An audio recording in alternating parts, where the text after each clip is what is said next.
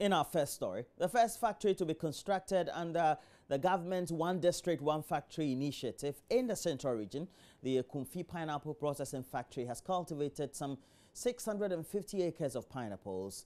Lead project manager of the factory, Dr. JoyNews, tells JoyNews the company is hoping to cultivate over 3,000 acres of pineapple to ensure continuous supply of fruits all year round in the first year. Richard Kojunakona reports. JoyNews did not see physical structures mushrooming on the project site at Ekumfi Nanabin. The contractor working on the earth-moving works of the factory, Anthony Chinebu, says all groundwork needed for the physical structure to take off on the site have been completed, and the actual building of the physical structure of the factory is scheduled to start next week. About 32 days, with the exception of the rocky areas that we're supposed to take it off. So that's why it's waiting. But the job itself is just about 32 days. People need to go to where we say the construction is going on and go and look at it for themselves. Because if you don't go to site and you sit in your comfort zone and say that nothing has been done on it, that one you are just deceiving yourself. Always you have to go and see whether what you're saying they are doing it or they are not doing it. The first phase is done. General manager of the company, Daniel Ejekwatin, tells JoyNews all is set for the physical structure to be put on the land. He gives the month of December as the month for the total completion of the factory. Okay, so we are working with prefabricated steel, which has already been ordered. So I would have given a period of about 6 more months. That's the timeline we are working with to see the first structure actually completed. We'll add another 2 months for machine installation and electrical works.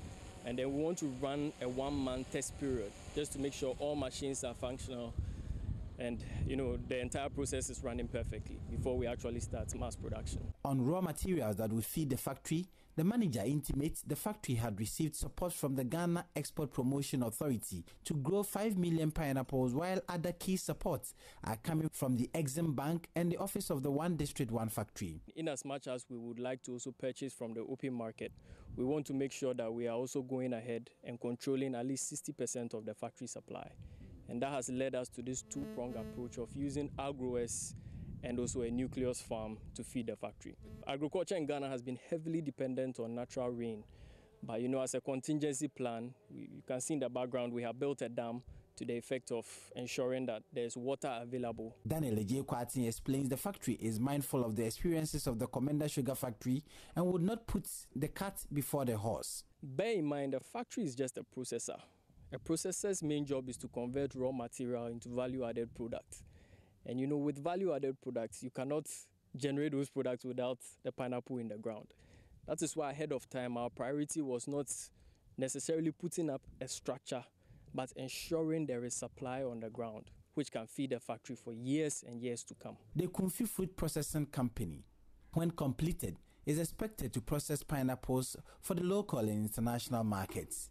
Richard Kojunakona, JoyNews, Ekumfi. And away from agriculture, stakeholders in the water sector have expressed concern over increasing practice of illegal mining, farming and cutting down of trees along the Black Volta. They're worried because if the situation persists, it will affect ultimately the operation of the Ghana Water Company Limited, which could lead to the shutdown of water pumping machines of the company. Officials of the Ghana Water Company, together with the Community Water and Sanitation Agency, have therefore planted cassia and mahogany at the buffer zone between Ghana and Burkina Faso to protect the banks of the Black Volta and also to sustain water. Well, Rafik Salam now reports from Jambuso in the One West District. This is the $55.5 million Jambuso water project, which was commissioned by President Ekumfi last year. The facility on daily basis pumps over 2,000 cubic meters of water to the water township. The source of the water is from the Black Volta, which runs through over 83 communities in the Upper West and Northern regions. The operations of this facility, to a large extent, depends on the availability of water on the river. However, illegal mining activities in and along the banks of the Black Volta is a major challenge for operators of the basin here.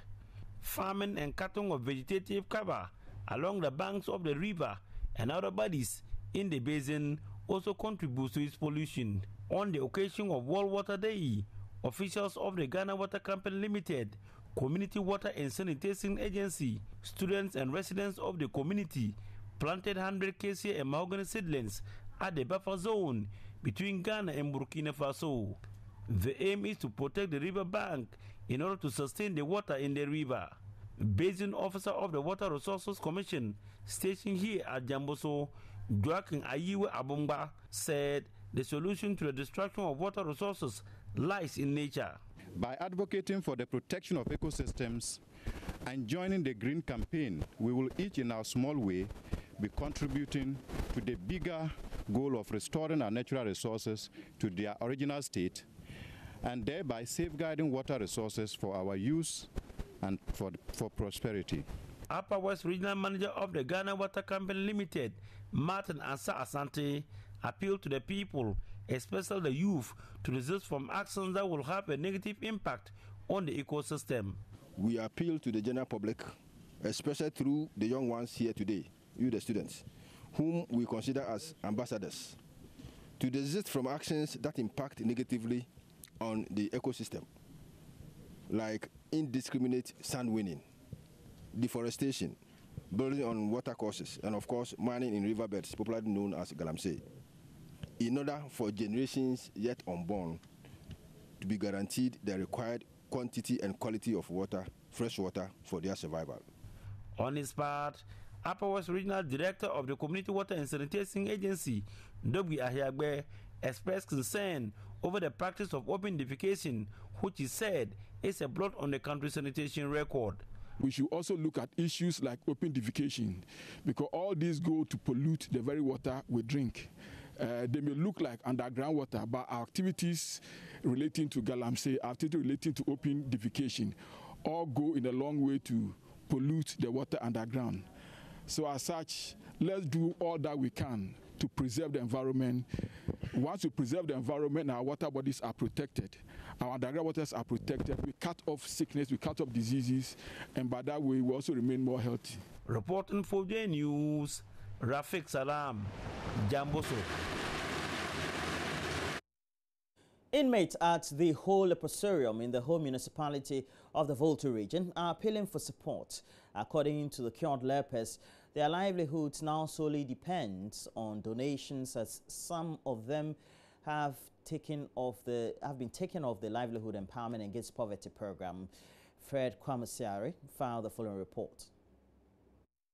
The whole lepersarium has been home to about 80 cured lepers. These cured lepers were left to fend for themselves after government's capacity for funding reduced. The inmates had to depend mostly on private donations for food and clothing. Life at the facility has been very difficult, as this inmate explains. Life is difficult here, especially when we don't receive donations. We invested our money in sewing bags and purse using African prints, but they are not being patronized. Some of us have been taken off the Livelihood Endowment Against Poverty program, which help us pay our ward's school fees. Meanwhile, the 2017 phase of the University of Health and Allied Sciences in Ho, Elok Georgina, has presented items worth 1,500 Ghana cedis and some used clothing to the lepersarium. The presentation forms part of the arts project, which seeks to help the less privileged in society. We are here today to present some few basic needs to the lepersarium, that's the cured lepers. Actually, the project has been dubbed the ACT project, which means the reason to smile. These people, because of their deformities and physical outlook, they are being rejected and stigmatized. So we decided to reach out to them to make them aware that there are people who always think about them and want the best for them too. Students of Power College also contributed their provisions and presented it to children on admission at the Home Municipal Hospital. Celebrating our SLC week, and then as part of our celebration, we decided to donate to the children's ward. The students in my school donated them themselves. It's from their own provisions. Fred Kwame Asari, Joy News. Ho. As power college, we learn to live as one. Deputy Minister of Science, Technology and Innovation is calling on women to challenge traditional stereotypes that hinder the development of female children. Patricia Piaget observes child marriages, teenage pregnancies and other cultural stereotypes continue to prevent girls from exploring their full potential. She believes these will continue to stifle national development until the barriers are broken. She was speaking at the Golden Jubilee Derby of the Africa Hall of the Kwame Nkrumah University of Science and Technology. In this country. Mrs. Apiaje points out marital bliss and land ownership have become elusive for women in many parts of the country. She also cites parity between male and females at lower stages, which widens as they go higher the education ladder. Mrs. Apiaje, herself an alumnus, urged mentorship for young girls at this stage of the country's development. However, at each transitional stage of our education system, more girls drop out than boys. With women forming over half of our population, it is clear that this trend, if not arrested, will have dire implications for our education system output and ultimately on our national development agenda. We must, as a matter of urgency, challenge some of the traditional stereotypes that hold our girls back from exploiting their full potential. We must inculcate in them the notion that the sky is the limit and encourage them to be what they aspire to be. It is imperative that we do all that is within our power to serve as role models and mentors.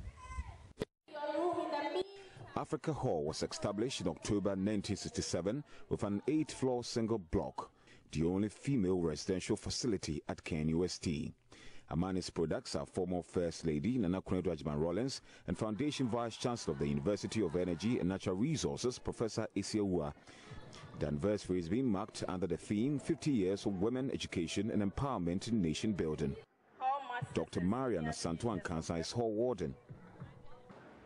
Africa Hall has churned out many illustrious women who constitute a formidable human resource, playing their roles as thought leaders, housewives, mothers, teachers, entrepreneurs, socialites, scientists, professors, engineers, politicians, and a wide range of other professionals.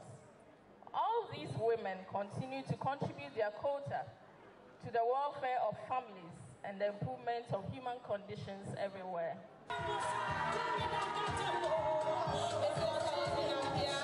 Distinguished personalities receive excellence awards in 28 categories. They include retired diplomat Professor Mrs. Martha Tamaklo and Frances Thelma Kwabia Usudaku, Ghana's first female professor in pharmacy. Reporting for Joy News, Kwesi Deborah.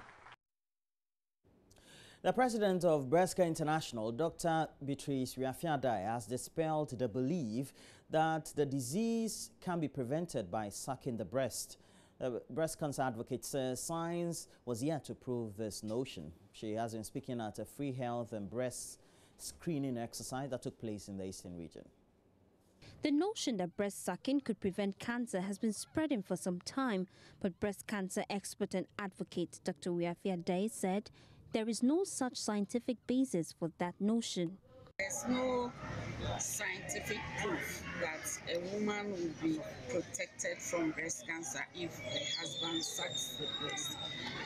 Neither is there any scientific proof that a woman will develop breast cancer if the husband sucks the breast. they are all myths. There are a lot of myths surrounding breast cancer, and that's why education is important. She was speaking in Efidiasi in the New Draben North Municipality at a free health and breast screening organized by the Eastern Regional Branch of the Ghana Journalism Association. She also had concerns about shisha smoking and excessive alcohol intake, which she says are gradually adding up to the causes of breast cancer amongst the youth. Journalists in the Eastern region were also encouraged to be health conscious and plan their programs accordingly. Maxwell Kodako is the president of the Ghana Journalism Association in the region. We don't have time to exercise, so we want to institute a keep fit exercise where all the journalists or media practitioners in the region, if at least once a month or once in every 3 months, we meet with the health personnel, we jog, we do aerobics, we have health talks, and then we believe that we will have good health and then work for the betterment of the people of Ghana. 7 tertiary institutions across Ghana have been resourced to train technicians for the oil and gas sector. Graduates of these programs will be equipped to serve as welders and sometimes electricians in the sector. This is part of government accelerated oil and gas capacity program, which is aimed at building a capacity gap in the sector.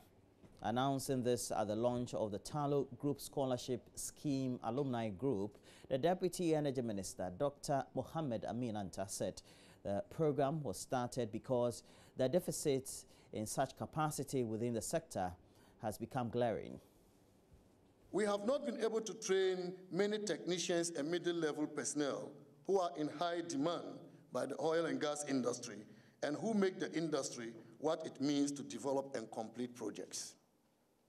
I'm talking about the welders, the technicians, the straighters. In response to these demands, ladies and gentlemen, the government has launched the Accelerated Oil and Gas Capacity Program, AOGC program, as our flagship skills and capacity development initiative to position Ghanaians to play active roles in the oil and gas industry. I'm happy to note that 7 educational institutions selected to participate in this program have been well equipped with modern equipment and machinery to train first-class welders and other categories of technicians to serve the needs of the oil and gas industry in Ghana and beyond. And so with increased upstream activity, the number of petroleum activity, local service providers, NDR personnel are expected to increase. The Accelerated Oil and Gas Capacity Program is therefore well placed to prepare our people to take advantage of the massive opportunity that will be provided by ongoing and new development in the oil and gas industry.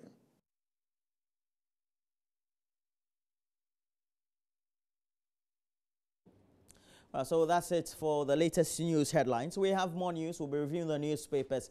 Mamavi also Waje is just seated. So we're taking a break. When we come back, we'll have that in full view.